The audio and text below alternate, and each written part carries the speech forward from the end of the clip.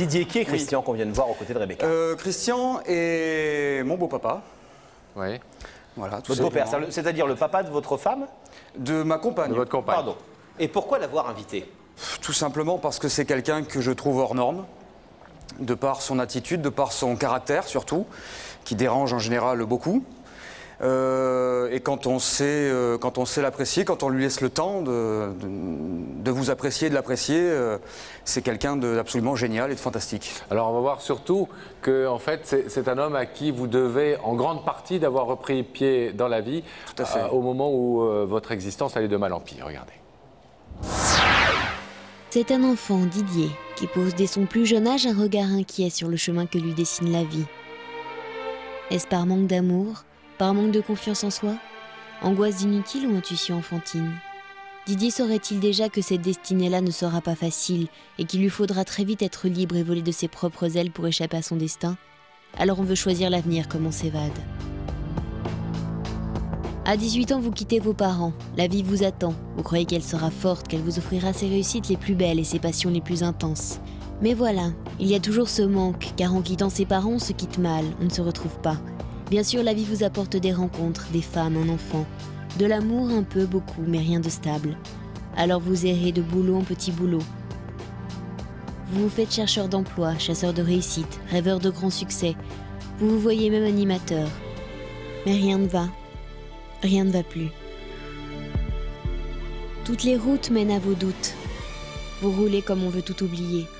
Les années de galère se succèdent et se ressemblent, tout devient aveugle et sourd à vos demandes. Alors on marche, et on se retrouve toujours face au mur de l'échec social, à la même rue, dernière étape avant de se retrouver SDF. Hôtel, la chambre d'hôtel. C'est jusqu'à ce point-là que sa vie va plonger. Et puis tout à coup, comme un cadeau, quelqu'un vous écoute comme un père. Quelqu'un vous accueille comme un père. Une rencontre, plus qu'une rencontre. Un père qui devient un beau-père. Et une femme, une jeune femme qui devient la femme de votre vie. Vous remontez la pente et tout à nouveau vous paraît possible, comme au commencement.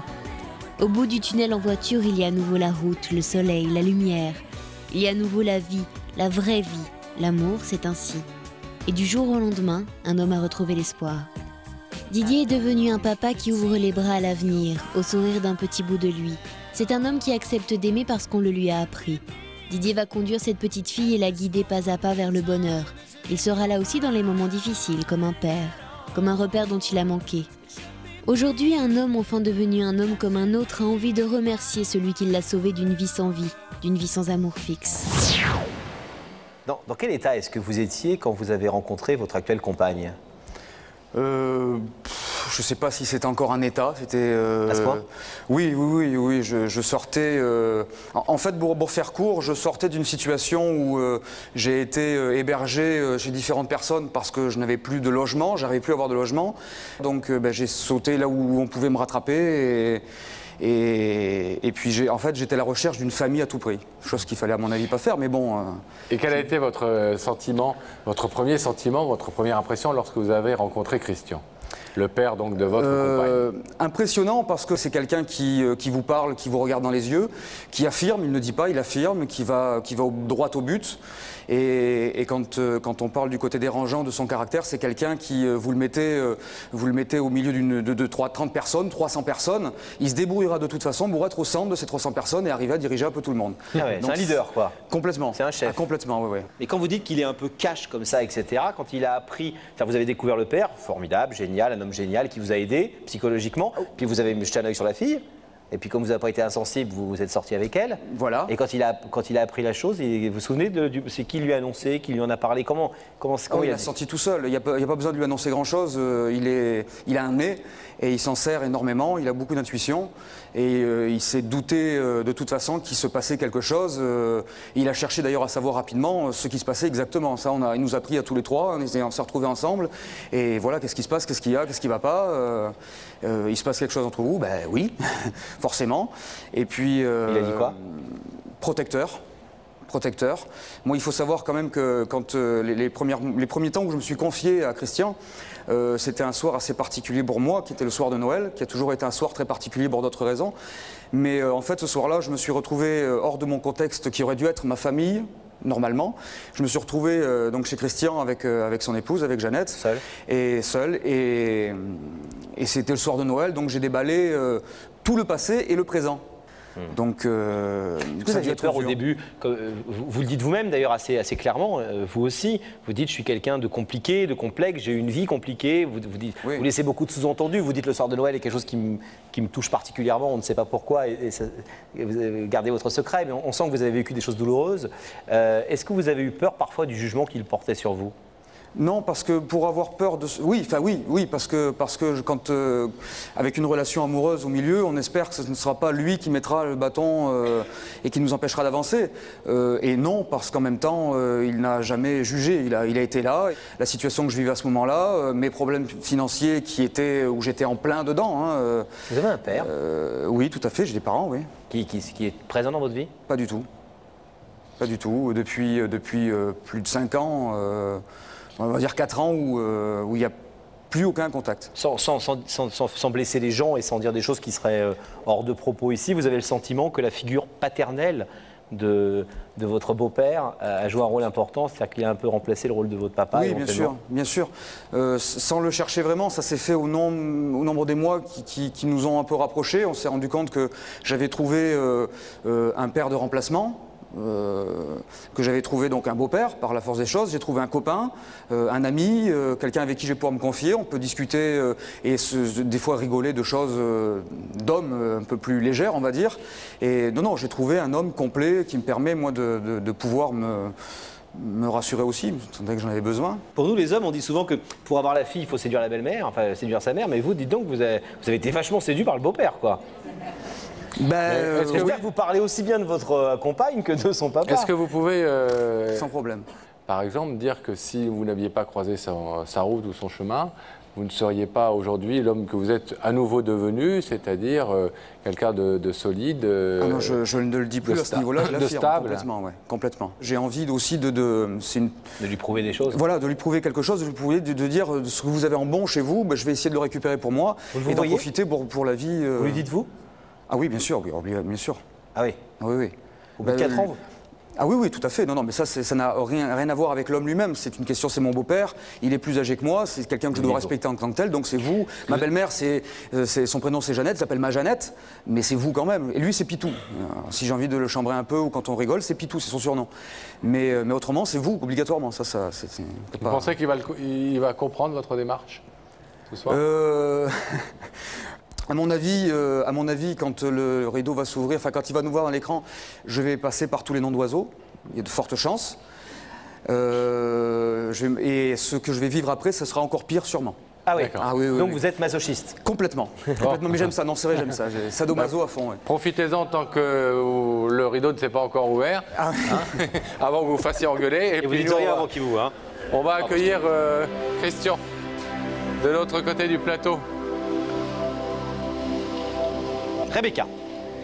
Alors voilà, en fait vraiment Christian a tous les talents parce qu'il vient de me donner plein de recettes de cuisine. Je commence à avoir un petit peu faim. Il sait tout faire. Il sait tout faire, c'est vrai. Christian, je vais vous demander de vous lever. La vérité est au bout du couloir et vous allez suivre Sam.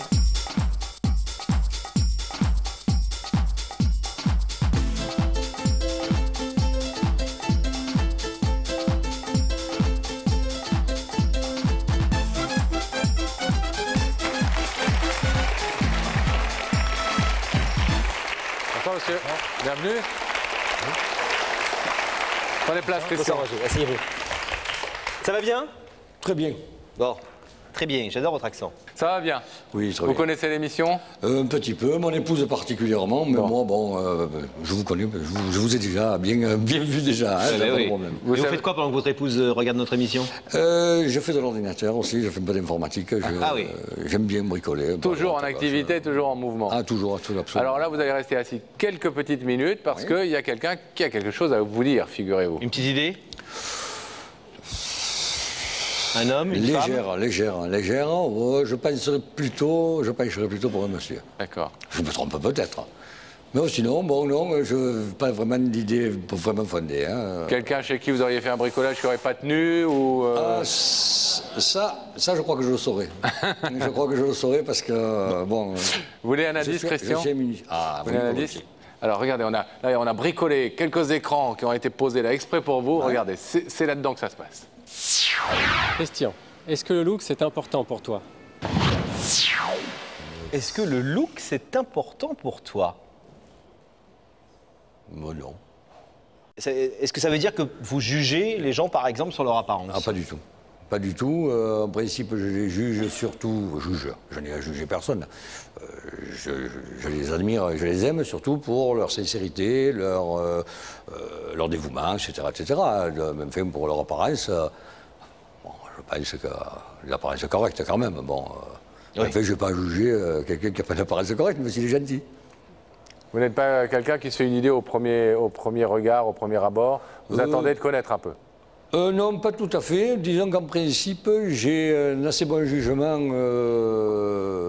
pour définir si l'individu avec lequel je suis en train de côtoyer, je vais pouvoir éventuellement penser que c'est un individu qui est capable, qui est digne de ma considération. Nous, par exemple, est-ce que par exemple on est digne de votre considération, nous? Tout à fait. Ah ben on est content. Parce que vous avez été très sympathique rien que déjà à mon arrivée. Ah c'est normal, on est là pour ça. Christian, est-ce que vous voulez savoir qui se trouve de l'autre côté du rideau? C'est pas une obligation. Je pense que oui. Je vais vous demander de fixer cet écran et l'identité de cette personne va vous être révélée. Je le savais. J'ai joué un franc contre 1000 que c'était lui. Il est extraordinaire. Et en euros, c'est plus avantageux en plus maintenant. C'est vrai aussi. C'est mon gendre, il est trop. J'en étais sûr. Il n'y a que lui qui pouvait me faire une farce pareille. Mais alors, la question qui se pose, Roger, c'est de savoir pourquoi est-ce que votre gendre, qu'est-ce qu'il a à vous annoncer ce soir? Ah, alors là, ça... Parce que vous avez quand même vu l'émission, même si vous tapotez sur l'ordinateur, votre femme vous raconte peut-être quand même, non? C'est vrai. Elle vous appelle parfois. C'est vrai que là, il a été très très fort, parce que jusqu'à l'instant où je le vois, je ne me serais jamais douté que c'était lui. Moi, je serais vous, je l'engueulerais à la sortie. Ah, mais il a droit, il est privé d'Internet à vie. Je lui ai dit, si c'est toi qui es privé d'Internet, ta vie, il était mort. Mais bon. Mais il a bien joué le jeu très très très fort. Est-ce que vous voulez savoir ce qu'il est venu vous dire ce soir? Bien sûr. Parce qu'il est venu vous parler de quelque chose quand même. Oui, bien sûr. Vous voulez l'écouter? Ah oui. Didier, c'est à vous. Ça va, Christian? Très bien.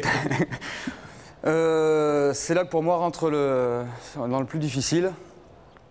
Si j'ai fait tout ça pour que vous puissiez venir, que ça se fasse surtout dans une émission de télé aussi renommée que celle-ci, aussi regardée, c'est que j'avais des choses à vous dire et que j'avais envie que ces choses soient sues par un maximum de gens.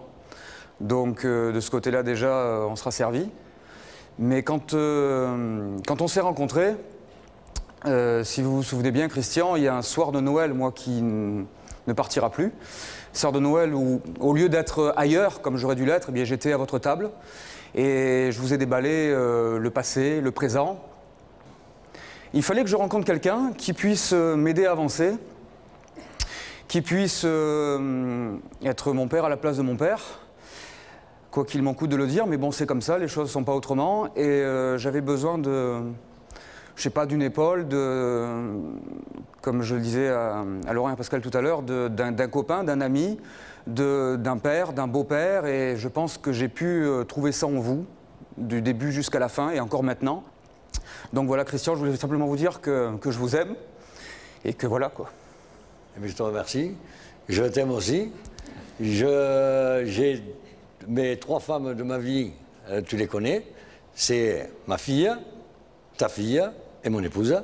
Et puis, tout ce que je peux te dire, c'est que j'espère qu'on va pouvoir continuer à avoir des relations qui vont être durables et que ça donne toujours aussi bien. Merci. Christian.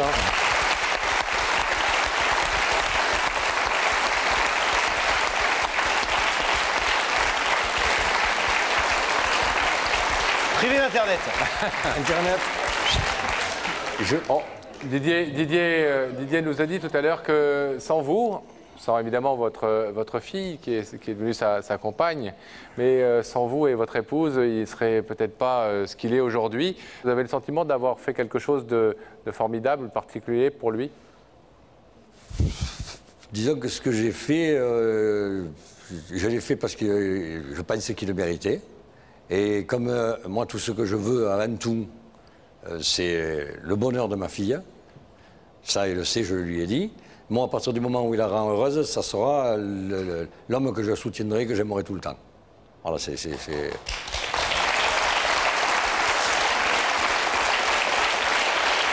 Christian va vous demander de vous lever, s'il vous plaît, et d'aller rejoindre Didier de l'autre côté de ce rideau qui va s'ouvrir, évidemment.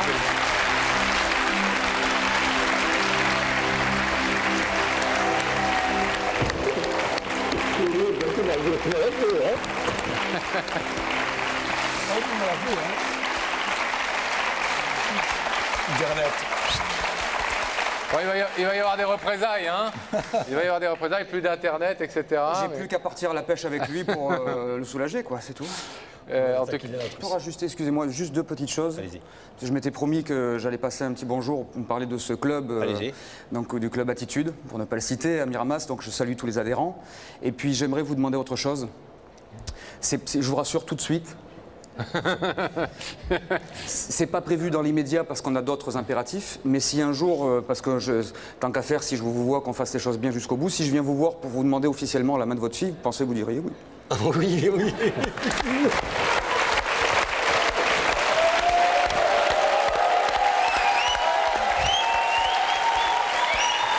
Salut messieurs. Bravo à vous deux de cette belle relation. Bravo. On vous laisse repartir vers le beau soleil de Miramas. Et ça chauffe dur, hein. Allez, c'est par là. Salut messieurs. Ciao. Au revoir.